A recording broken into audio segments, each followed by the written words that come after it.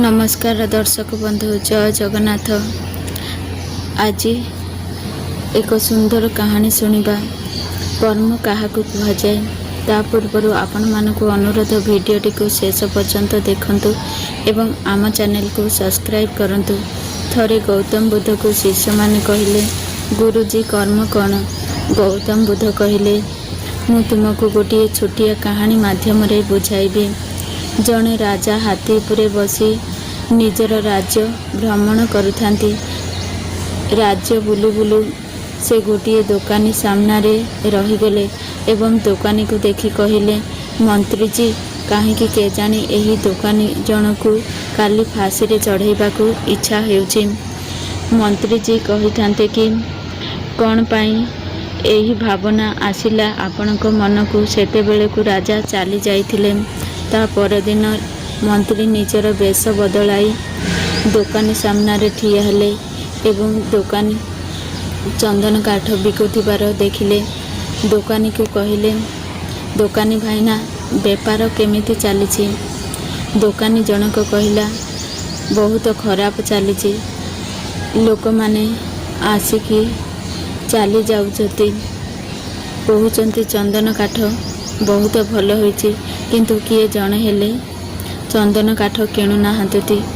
बास अपेक्षा करिछि आम राज्यर राजा केबे मरिबे एवं राजा को पोड़िबा पाई लोक माने चंदन काठ किणिकिरी नेबे।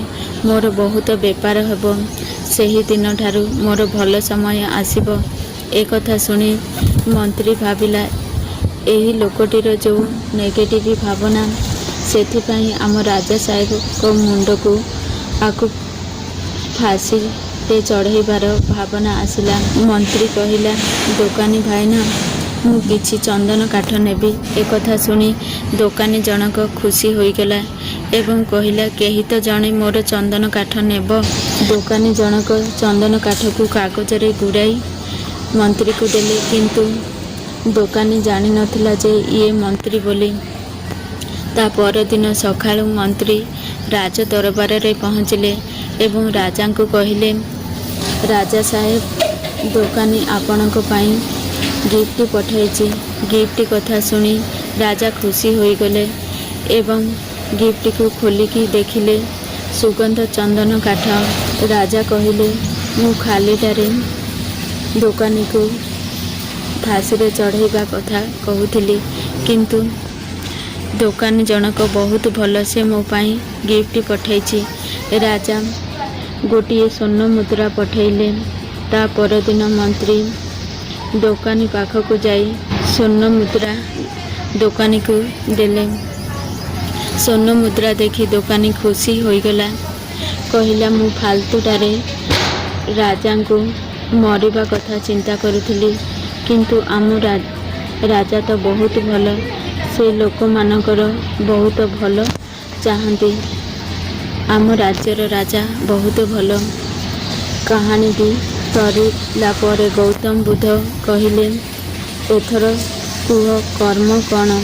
जड़े शिष्य कहला, शब्द हेउछि कर्म। आउ जड़े शिष्य कहला, आमे जो काम करू ता हेउछि कर्म।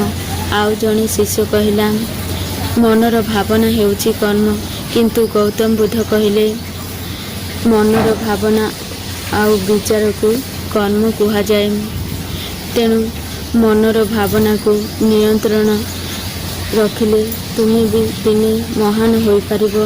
तेणु हे दर्शक बंधु, आप माने सर्वदा मनर भावना विचारधारा को भल रखंतु। आपणक सहित भी सर्वदा भल हबो। जदि वीडियोटी आपण मानकु पसंद आसे ताहले लाइक करंतु, सांग मानकु शेयर करंतु एवं आम चैनल को सब्सक्राइब करंतु। जय जगन्नाथ।